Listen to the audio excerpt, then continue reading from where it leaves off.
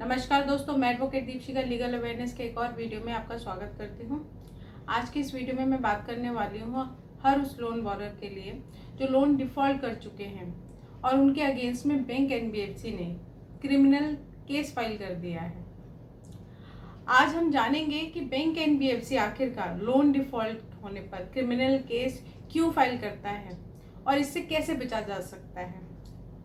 तो चलिए वीडियो को शुरू करने से पहले वीडियो को लाइक कर दें। चैनल पे नए हैं तो चैनल को सब्सक्राइब करके बेल आइकन जरूर दबा दें और अगर कोई क्वेरी है तो कमेंट बॉक्स में कमेंट करके पूछ सकते हैं या फिर व्हाट्सएप के माध्यम से भी पूछ सकते हैं। अब जैसे कि मैंने अपनी कई वीडियोस में बताया है कि सिर्फ लोन डिफ़ॉल्ट होना या फिर ईएमआई नहीं भर पाना कोई चीटिंग फ्रॉड नहीं बन जाता। अब जब तक कि शुरू से ही लोन न भरने की इंटेंशन ना हो।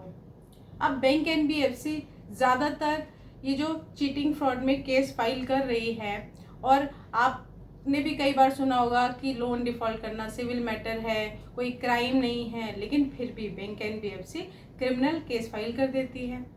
अब क्रिमिनल केस फाइल करती है उससे पहले वो आपको लीगल नोटिस भेजती है, क्रिमिनल कंप्लेन आपके अगेंस्ट में हम फाइल करेंगे। तो ऐसे में आप कई बार उन नोटिस को इग्नोर कर देते हैं। अब इग्नोर करते हैं, आपको उस समय पे इग्नोर ना करके आपको उस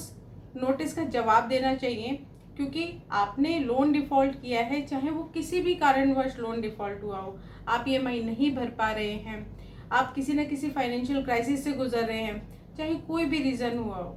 मेडिकल इमरजेंसी हो, जॉब लॉस हो, बिजनेस में लॉस हो, कई केसेस में आप फाइनेंशियल ट्रैप में फंस चुके होते हैं, कई बार मल्टीपल लोन्स लिए होते हैं, जो ईएमआई है वो आपकी सैलरी से ज़्यादा हो जाती है। तो अब ऐसे में बैंक एनबीएफसी को नहीं पता कि आप जो लोन डिफ़ॉल्ट कर रहे हैं वो किस रीज़न से कर रहे हैं। अब उनको लगता है कि आपकी लोन भरने की क्षमता है, लेकिन फिर भी आप लोन डिफ़ॉल्ट कर रहे हैं। तो ऐसे में बैंक एनबीएफसी आपके अगेंस्ट में क्रिमिनल कंप्लेन फाइल करने की सोचती है कि भाई हम क्रिमिनल कंप्लेन केस जो है वो कोर्ट में फाइल करें। बैंक एनबीएफसी ज़्यादातर 318, 316 cheating fraud, criminal breach of trust में कंप्लेन केस कर रही है, क्योंकि मैंने बहुत से लोन डिफ़ॉल्ट के केसेस देखे हैं जिसमें बैंक एनबीएफसी कहीं ना कहीं लोन बोरोअर को प्रेशर क्रिएट करने के लिए, मेंटली प्रेशर बनाने के लिए क्रिमिनल केस फाइल कर देती है, जबकि लोन डिफ़ॉल्ट करना, ईएमआई नहीं भरना कोई क्रिमिनल ब्रीच ऑफ ट्रस्ट नहीं होता, ना ही कोई चीटिंग होता है, ना ही कोई फ्रॉड होता है। बट फिर भी बैंक एनबीएफसी ऐसी प्रैक्टिसेस कर रही है और कंप्लेन केस फाइल कर रही है। सुप्रीम कोर्ट ने भी कई बार अपने जजमेंट्स के थ्रू ये कहा है कि लोन डिफ़ॉल्ट के केस में अब क्रिमिनल कंप्लेन फाइल नहीं होगी, लेकिन बावजूद उसके बैंक एनबीएफसी केस फाइल करते हैं। अगर आपके ऊपर भी कोई क्रिमिनल केस फाइल हुआ है और आपके पास कोर्ट से नोटिस आया है, चाहे वो प्री कॉग्निजेंस नोटिस हो, चाहे वो कोर्ट से सम्मन हो, तो मुझे कमेंट बॉक्स में कमेंट करके ज़रूर बताएं, ताकि मैं आपको साथ के साथ ये बता सकूं कि अगर आपके अगेंस्ट में कंप्लेन केस फाइल हो गया है तो किस तरीके से उससे आप बच सकते हैं, किस तरीके से आप एक्शन लें, किस तरीके से आप उस पर कार्रवाई करें कि आपके अगेंस्ट में जो केस फाइल हुआ है क्रिमिनल केस, उसमें आप अपना बचाव कर सकें। अब जैसे कि हमने कई बार देखा है कि जब लोन डिफ़ॉल्ट होता है, ईएमआई नहीं भर पाते हो आप, और आप बैंक एनबीएफसी को ये बताते भी नहीं हो, लोन की ईएमआई नहीं भरते हो, आपको लग रहा है कि डिफ़ॉल्ट होने वाला है या डिफ़ॉल्ट हो चुका है, तो आप सोचते हैं कि ठीक है, हम चुपचाप बैठ जाते हैं। कहीं ना कहीं आप डर भी जाते हो कि भाई हम क्या कहें, क्या बताएं, किस तरीके से उनको बोलें। बट यहाँ पे आप बहुत बड़ी गलती करते हो, क्योंकि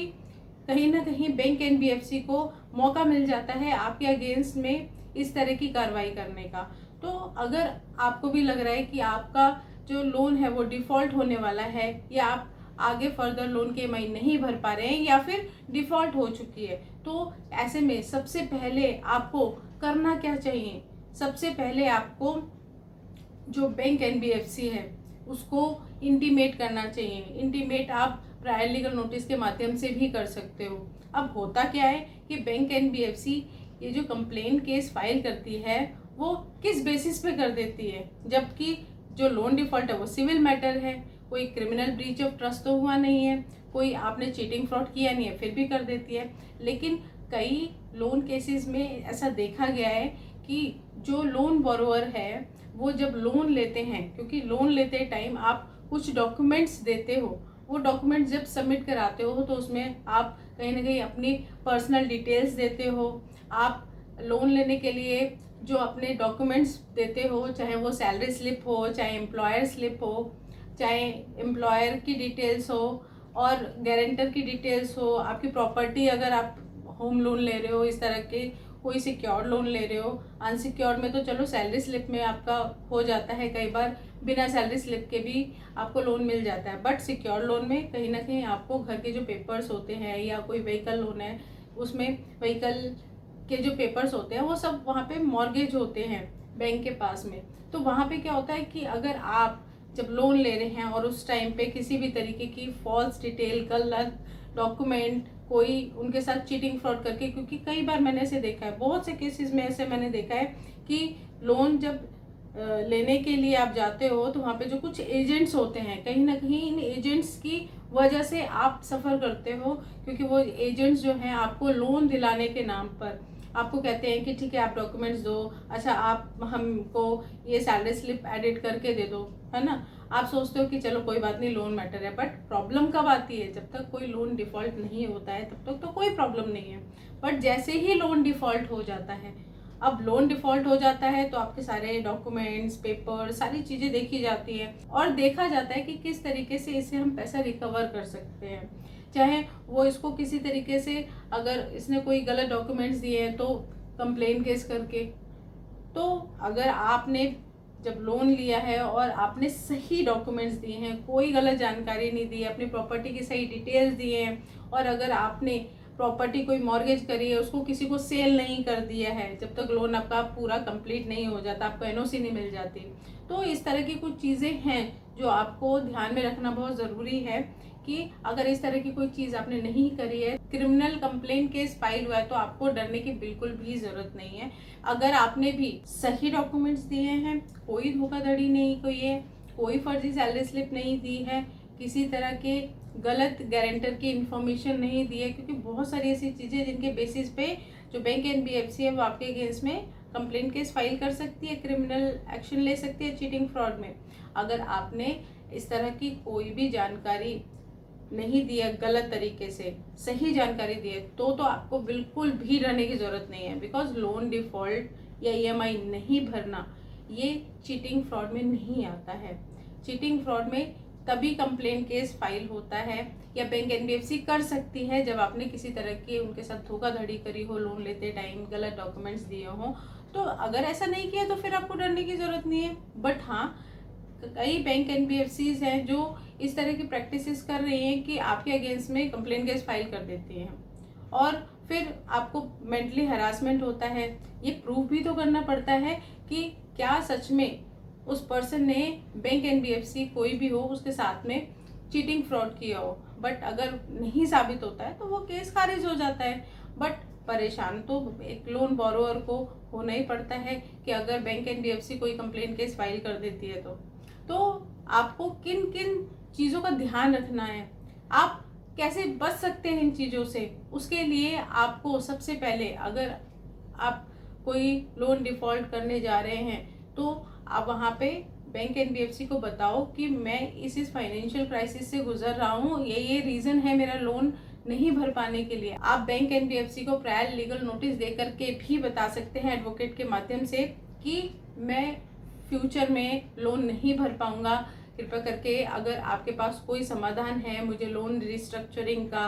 या मुझे टेन्योर बढ़ाने का, इस तरीके से आप अपना टेन्योर बढ़ा करके लोन रिस्ट्रक्चर करा करके भी लोन डिफ़ॉल्ट करने से बच सकते हैं। और अगर बैंक फिर भी आपको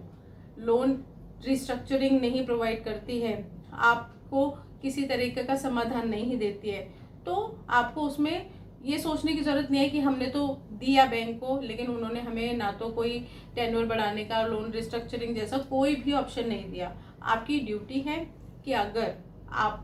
लोन डिफ़ॉल्ट कर रहे हैं फाइनेंशियल क्राइसिस या किसी भी रीज़न की वजह से, आप उनको बताओ कि हमारा ये जेन्युइन रीज़न है। कई बार मेडिकल ऐसी सिचुएशन हो जाती है कि आप सच में वो नहीं भर सकते हो, तो बैंक को इंटीमेट करना आपकी सबसे पहली प्रायोरिटी है। तो सबसे पहले बैंक को इंटीमेट करो। जब आप इन चीज़ों को ध्यान रखते हो तो बैंक एनबीएफसी भी आपके अगेंस्ट में क्रिमिनल केस फाइल करने से डरती है और सोचती है कि इसने तो हमें पहले ही दे दिया, इसने तो हमें पहले ही इंटीमेट कर दिया, इसने तो हमें सारी जानकारी भी दे दी, अब हम इसके अगेंस्ट में कैसे क्रिमिनल केस फाइल करें। अगर फिर भी अगर आपके अगेंस्ट में कोई क्रिमिनल केस फाइल होता है तो भी आपको डरने घबराने की बिल्कुल ज़रूरत नहीं है, बिकॉज अगर आपने इस तरह चीटिंग फ्रॉड नहीं किया है तो वो लास्ट में खारिज ही होना है। बस थोड़ा सा ये है कि अगर केस फाइल होता है तो आपके पास कोर्ट से प्री कॉग्निजेंस नोटिस आता है और उस प्री कॉग्निजेंस नोटिस पे आपको कोर्ट जो है वो एक मौका देती है कि आपके अगेंस्ट में कंप्लेन फाइल हुई है। अब कोर्ट इस पे संज्ञान लेता है। प्री कॉग्निजेंस मतलब संज्ञान लेना, आपका भी पक्ष जानना कि क्या सच में आपने बैंक एनबीएफसी के साथ में कोई धोखाधड़ी चीटिंग फ्रॉड किया है। अगर किया है, बैंक को लगता है कि हाँ सच में आपने ऐसा कोई चीटिंग फ्रॉड किया है, आपने जानबूझ करके ईएमआई नहीं भरी है, आपने लोन लेते टाइम ही आपकी इंटेंशन थी कि हम लोन नहीं भरना है, अब तो बस लोन ले लिया और ईएमआई नहीं देनी। कई बार ऐसा होता है कि लोग लोन लेते हैं फिर ईएमआई नहीं भरते, बट अगर आपका जेन्युइन रीज़न है और आपने उस टाइम तक ईएमआई भरी है तो वो सारी डिटेल्स आपके पास होती हैं कि भाई हम ये जो ईएमआई है हम रेगुलरली पे कर रहे थे, बट क्योंकि ये रीज़न आया कि भाई मैं मेडिकल कंडीशन में, जॉब लॉस होने की वजह से, बिजनेस लॉस होने की वजह से फर्दर ईएमआई नहीं भर पा रहे, तो वो जो डॉक्यूमेंट्स हैं, डिटेल्स हैं, उनको आप अपने पास रखें और कोर्ट को बताएं ज़रूर कि भाई ये मेरी सिचुएशन है। और कोर्ट जब उस पर संज्ञान लेता है तो ऐसे में कंप्लेन केस रजिस्टर्ड नहीं करता है, प्री कॉग्निजेंस के बाद ही रजिस्टर्ड होता है कंप्लेन केस। तो इसलिए जब भी प्री कॉग्निजेंस का आपके पास नोटिस आता है तो उसमें किसी भी एडवोकेट के माध्यम से आप कोर्ट में अपीयर हों, आप जाएं, आप अपना लिखित जो जवाब है कोर्ट को ज़रूर दें, कंप्लेन की कॉपी ज़रूर रिसीव करें। और जब आप जाते हो और वहाँ पे अगर कंप्लेन का जो कॉपी है वो आपको नहीं मिलती है तो आप कोर्ट से बोल सकते हो कि हमें कंप्लेन की कॉपी रिसीव नहीं हुई है, तो कोर्ट आपको कंप्लेन की कॉपी दिलाता है, क्योंकि उसी के आधार पे आप अपने जवाब दाखिल करोगे। तो इन चीज़ों का आप ध्यान रखते हो तो इस तरीके से आप अपने आप को इस तरह के जो झूठे केसेस हैं उनसे अपने आप को बचा सकते हो। कई बार जो लोग इंटेंशनली अगर गलत